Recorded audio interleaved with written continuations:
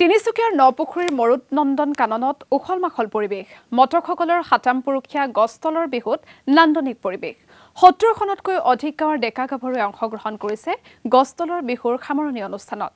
ডেকাসকলে বিহু নাম গাই নচুৱাইছে নাচনীক সদৌ অসম মটক যুৱ ছাত্ৰ সন্মিলনৰ উদ্যোগত আয়োজিত ১০ম বাৰ্ষিক মটক বিহু অনুষ্ঠানত অংশগ্ৰহণ সহস্ৰাধিক লোকৰ আৰু এই মুহূৰ্তত সেই স্থানৰ পৰা আমাক পৰিৱেশ দেখুৱাব বিশ্বজিৎ ফুকনে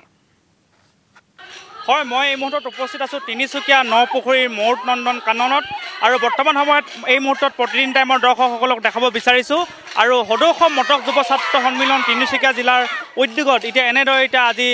১০ম বাৰ্ষিক মটক বিহু উদযাপন কৰা হৈছে আৰু এই মুহূৰ্তত আমি পৰিৱেশটো দেখুৱাইছোঁ আৰু প্ৰায় ডিব্ৰুগড় তিনিচুকীয়া জিলাৰ ৬০খনতকৈ অধিক গাঁৱৰ গছ তলৰ বিহুৰ যি জীয়ৰীসকল ডেকা জীয়ৰী আহিছে আৰু এনেদৰে একেলগে আজি এতিয়া গছ তলৰ বিহু উৰুৱা দেখা পোৱা গৈছে আৰু বিভিন্ন প্ৰান্তৰ পৰা এই গছ তলৰ বিহু উৰুৱা যি পৰ্ব ইয়াত চাবৰ কাৰণে তিনিচুকীয়া নপুখুৰীতে হাজাৰ হাজাৰ ৰাইজৰ সমাগম হৈছে আৰু এই যি তিনিকুণীয়া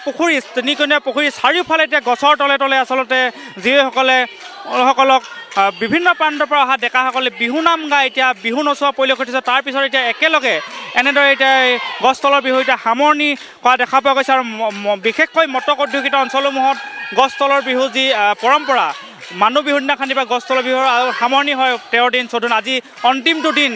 এই বিশাল আয়োজন কি ক'ব মটক যুৱ ছাত্ৰ সন্মিলনৰ এটা প্ৰয়াস আছিল আমি মটক জনগোষ্ঠীৰ সমূহ ৰাইজক সাংস্কৃতিকভাৱে একত্ৰিত কৰাৰ এটা প্ৰয়াস কৰিছিলোঁ আমি আৰু এই প্ৰয়াসৰ ফচল সদৌ অসম মটক যুৱ ছাত্ৰ সন্মিলনৰ তিনিচুকীয়া জিলা সমিতিয়ে সকলোবোৰ মটক বিহু খোলাক আমাৰ মটক জনগোষ্ঠীৰ ভাষাৰে খোলা বুলি কয় এই খোলাক একত্ৰিত কৰাৰ এটা প্ৰয়াস কৰিছিল আৰু গছ তলৰ বিহুৰ পৰম্পৰা যে এতিয়াও মটক জনগোষ্ঠীয়ে ধৰি ৰাখিছে এয়া আপোনালোকৰ মাধ্যমৰ যোগেদি সমগ্ৰ অসমে আজি দেখা পাইছে এতিয়া ডেকা জীয়ৰীয়ে বিহু নাম গাই এতিয়া জোকোৱা পৰিলক্ষিত হৈছে মই পোনে পোনে দৰ্শকৰ পৰিৱেশ দেখুৱাইছোঁ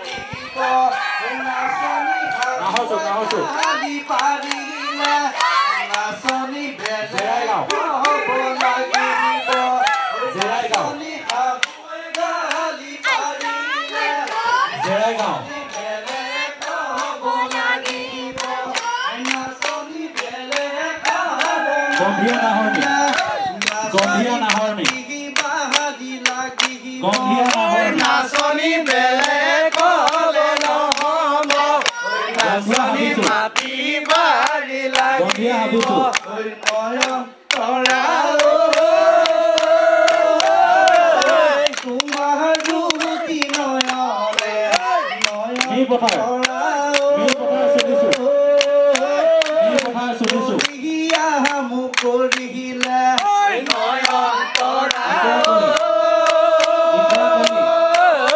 তোমাৰ ৰুটি নয়নে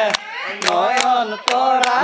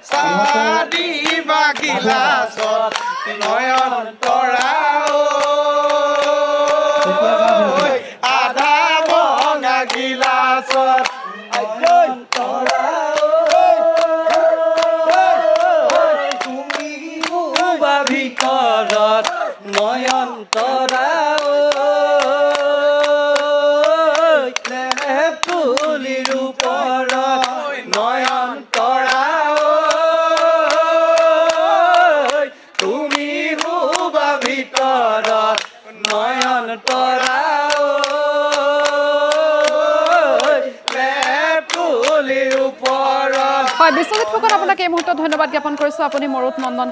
কাননৰ পৰা ইমান সুন্দৰ দৃশ্য দেখুৱাৰ বাবে